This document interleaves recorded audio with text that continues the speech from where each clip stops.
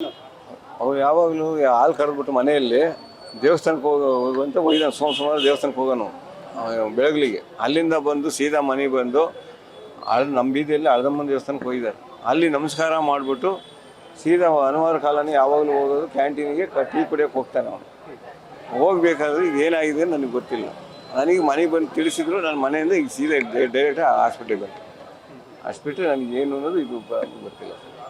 ದೇಶ ಗೀಶ ಅನ್ನೋದು ನನಗೆ ಇನ್ನೂ ಅದೇನು ಪ್ರಾಬ್ಲಮ್ ಅನ್ನೋದು ಗೊತ್ತಿಲ್ಲ. ನನಗೆ ಅದೇನು ಗೊತ್ತಿಲ್ಲ ಸರ್. ಅದ್ರ ಬಗ್ಗೆ ನನಗೇನು ಮಾಹಿತಿ ಏನೂ ಗೊತ್ತಿಲ್ಲ. ಅದು ಪೊಲೀಸ್ನವ್ರಿಗೆ ತಿಳ್ಕೊಂಡ್ರೆ ಗೊತ್ತಾಗ್ತದೆ ಏನು ಅನ್ನೋದು. ಫ್ರೆಂಡ್ಶಿಪ್ಪು ಇಲ್ಲೆಲ್ಲ ಬಂದಿರಲ್ಲ ಅದೇ ರೀತಿ ಯಾವಾಗಲೂ ಓಡಾಡ್ಕೊಂಡು ಇರೋದು ಲವ್ಲಕ್ಕಿಂದ. ಅಷ್ಟ್ಬಿಟ್ಟು ನನಗೆ ಇನ್ನೇನು ಇಲ್ಲ. ಮೊನ್ನೆ ಅಲ್ಲಿ ಎಮ್ಮೆಗಳು ಕಟ್ಕೊಂಡಿದ್ದೇನೆ. ಅಲ್ಲಿ ಹೋಗಿ ಎಮ್ಮೆಗೆ ಹಾಲು ಕರ್ಸೋದು, ಹಾಲು ಬೇಕ್ರಿಗೆ ಕೊಡೋದು. ಅಷ್ಟ್ಬಿಟ್ರೆ ನನಗೆ ಅದ್ರ ಬಗ್ಗೆ ಏನು ಅನ್ನೋದು ನನಗೆ ಅದೇನು ಗೊತ್ತಿಲ್ಲ ಸರ್. ಅದ್ರ ಬಗ್ಗೆ ನನಗೆ ಮಾಹಿತಿ ಅದೇನು ಅನ್ನೋದು ನನಗೆ ಅದ್ರ ಬಗ್ಗೆ ಇನ್ನೂ ತಿಳ್ಕೊಂಡು ಸೀದಾ ಡೈರೆಕ್ಟ್ ಹಿಂಗೆ ಬಂದು ಹಿಂಗೆ ಆಗಿದೆ ಮಗನಿಗೆ ಅಂತ ಯಾರು ತಿಳಿಸಿದ್ರು. ಅದು ಸೀದಾ ಹಾಸ್ಪಿಟ್ಲಿಗೆ ಬಂದೆ ನಾನು.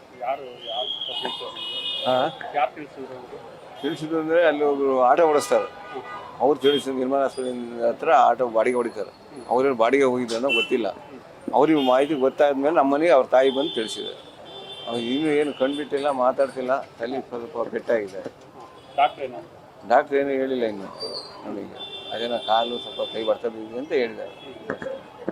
ಯಾವುದಕ್ಕೆ ಅಂದರೆ ಹೊಡೆದ್ಯಾರ ಯಾತಕ್ಕಾಗಿದೆ ಅಂದರೆ ಹೊಡೆದ್ಯಾರ ಅವರು. ಏನೋ ಅದು ಮಚ್ಚೆಗೆ ಹೊಡೆದಾರೆ ಅಂತಿದ್ದಾರೆ. ಮಚ್ಚೆಗೆ ಹೊಡೆದಿರೋದು ಅವರು. ಆ ಥರ ಕೈಯಿಗೆ ಸೌದೆ ಹೊಡೆದ್ರೆ ಆ ಥರ ಆಗಲ್ಲ. ಮಚ್ಚಲ್ಲೇ ಹೊಡೆದಿರೋದು ಅವರು. ತಲೆಗೆ, ಕೈಯಿಗೆ, ಕಾಲಿಗೆ 6 ಜನ ಬಂದಿರೋರು. ಕಾರಿನಲ್ಲಿ ಬಂದಿರ ಅಂತ ಹೇಳಿದರು. ಕಾರ್ ಅಷ್ಟು ಜಲ್ದಿ ಒಳಗೆ ಹೋಗಿ ಮತ್ತೆ ವಾಪಸ್ ತಗೊಂಡು ಹೋಗಿದ್ದಾರೆ.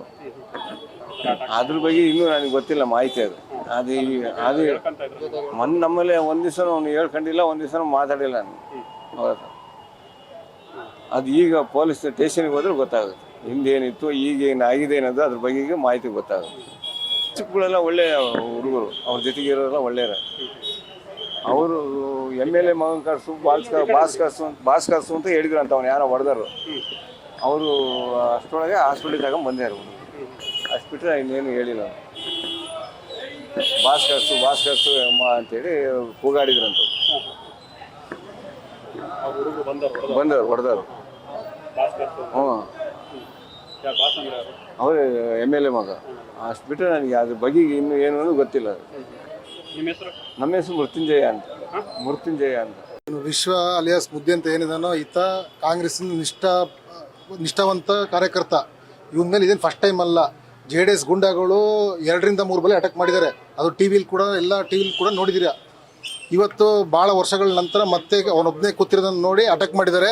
ಅಟ್ಯಾಕ್ ಮಾಡಿರೋದು ಯಾರು ಅಂತ ಸದ್ಯದಲ್ಲೇ ಮಾಹಿತಿ ಬರುತ್ತೆ. ಅದನ್ನ FIR ಆಗುತ್ತೆ. ಒಟ್ಟು ಇದು ಸಂಪೂರ್ಣವಾಗಿ JDS ಗುಂಡಾಗಳು. ಇದೇನು ಮೊದಲೇ ಫಸ್ಟ್ ಟೈಮ್ ಅಲ್ಲ. ಟಿವಿಲಿ ಆಲ್ರೆಡಿ ನೀವೇ 1 ವರ್ಷ ಮುಂಚೆನೇ ತೋರಿಸಿದ್ರಿ.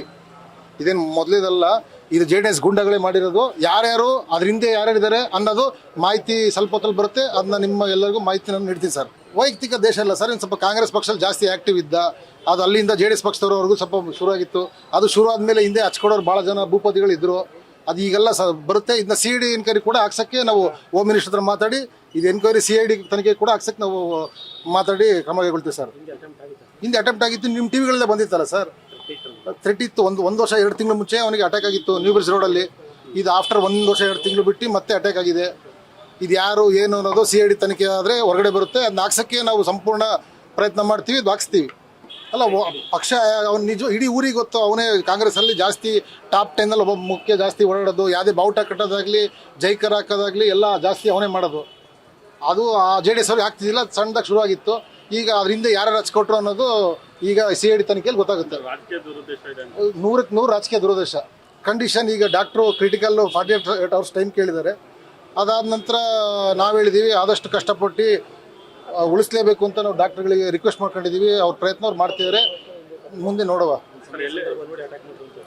ಸಮಯ ಸಂದರ್ಭ ನೋಡಿ ಮಾಡಿದ್ದಾರೆ. ಒಬ್ಬರೇ ಕೂತಿರೋದು ನೋಡಿ ಯಾರು 6 ಜನ ಯಾರೋ ಹೊರಗಡೆ ಊರಿಂದೆಲ್ಲ ಬಂದಿದ್ರು ಅಂತ ಮಾಹಿತಿ ಇದೆ. JDS ಗುಂಡಗಳು ಸುಪಾರಿ ಕೊಟ್ಟಿದ್ದಾರೆ ಅಂತ. ಅದು ಈಗ ಸ್ವಲ್ಪ ಹೊತ್ತಲ್ಲಿ ವಿಷಯ ಗೊತ್ತಾಗುತ್ತೆ. ಆಮೇಲೆ ನಾನು ನಿಮ್ಗೆ ಮಾಹಿತಿ ಕೊಡ್ತೀನಿ ಸರ್. 2 ಕೈ ಕಟ್ಟಾಗಿದೆ, 1 ಕಾಲು ಕಟ್ಟಾಗಿದೆ, ತಲೆಗೆಲ್ಲ ಹೊಡ್ತಾ ಬಿದ್ದಿದೆ.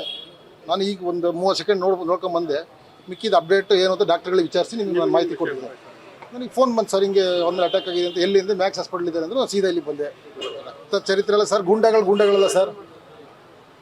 ಮಾಡಿದ್ದಾರೆ. ಈಗ CID ಎನ್ಕ್ವೈರಿ ಒತ್ತಾಯ ಮಾಡ್ತೀವಿ. ಪೊಲೀಸರು ಯಾರು ಮಾಡಿದಾರೋ ಮಾಡಿಸಿದಾರೋ ಅವ್ರಿಗೆಲ್ಲ ಒಳಗಡೆ ಕೆಲಸ ಮಾಡ್ತಾರೆ, ಪೊಲೀಸರು ಅವ್ರ ಕೆಲಸ ಮಾಡ್ತಾರೆ ಸರ್.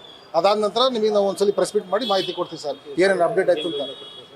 ಬೆಂಬಲ ಅಂದರೆ ಪಾಪ ಅವ್ರ ಫ್ಯಾಮಿಲಿಗೆ ಹೇಳಿದ್ದೀನಿ ನಾನು, ಅದು ಸಂಪೂರ್ಣ ಖರ್ಚು ವೆಚ್ಚ ಏನಿದೆಯೋ ವೈದ್ಯಕೀಯ ನಾನೇ ವಹಿಸ್ಕೊಂತೀನಿ ಅಂತ ಹೇಳಿದ್ದೀನಿ. ನೀವು ಧೈರ್ಯವಾಗಿರಿ ಅಂತ ನಾನು ಅವ್ರಿಗೆ ಹೇಳಿದ್ದೀನಿ. ಕಾರ್ಯಕರ್ತರಿಗೆ ನೋಡಿ JDS ಅವರಲ್ಲಿ ಎಷ್ಟು ಈಗಲೇ ಅಧಿಕಾರ ಬರೋಕ್ಕಿಂತ ಮುಂಚೆನೇ ಹಿಂಗೆ ಮಾಡ್ತೀರಿ, ಇನ್ಮೇಲಾರೋ ಸ್ವಲ್ಪ ಅವ್ರ ಬುದ್ಧಿ ಅರ್ಥ ಮಾಡ್ಕೊಳ್ರಿ ಅಂತ ಹೇಳಕ್ಕೆ ಇಷ್ಟಪಡ್ತೀನಿ ಸರ್. ನಮ್ಮ ಧೈರ್ಯವಾಗಿರಿ, ಏನಾಗಲ್ಲ. ನಮ್ಮ ಕಾಂಗ್ರೆಸ್ ಪಕ್ಷ ಕಾರ್ಯಕರ್ತರಿಗೆ ಏನಾಗಲ್ಲ. ಇದು ಯಾರು ಏನು ಮಾಡಿದ್ರು ಅವ್ರ ಮೇಲೆ ಕಾನೂನು ರೀತಿ ನಾವು ಆ್ಯಕ್ಷನ್ ತಗೊಳ್ತೀವಿ, ಕಾನೂನು ಮುಖಾಂತರವಾಗಿ. ಏನು JDS ಗುಂಡಗಳಲ್ಲ ಸರ್, ಏನು ಮಾಡೋಕ್ಕಾಗುತ್ತೆ ಸರ್? ಕಾನೂನಿದೆ, ಅದು ಆ್ಯಕ್ಷನ್ ಅವ್ರು ತಗೊಂತಾರೆ. ಸೀರಿಯಸ್ ಕಠಿಣ ಕ್ರಮವನ್ನು ಕಾನೂನು ತಗೊಳಕ್ಕೆ ನಾವು ಒತ್ತಾಯ ಮಾಡ್ತೀವಿ. ಅದಕ್ಕೆ ಏನು ಬೇಕೋ ಮೇಲ್ಗಡೆ ಹೋಮ್ ಮಿನಿಸ್ಟರ್ ಆಫೀಸಲ್ಲಿ ಏನು ಬೇಕೋ ಅದನ್ನ ಸೀರಿಯಸ್ ಆಗಿ ತಗೊಂಡು CID ವಹಿಸೋಕ್ಕೆ ಏನು ಬೇಕೋ ಮಾಡ್ತೀವಿ ಸರ್.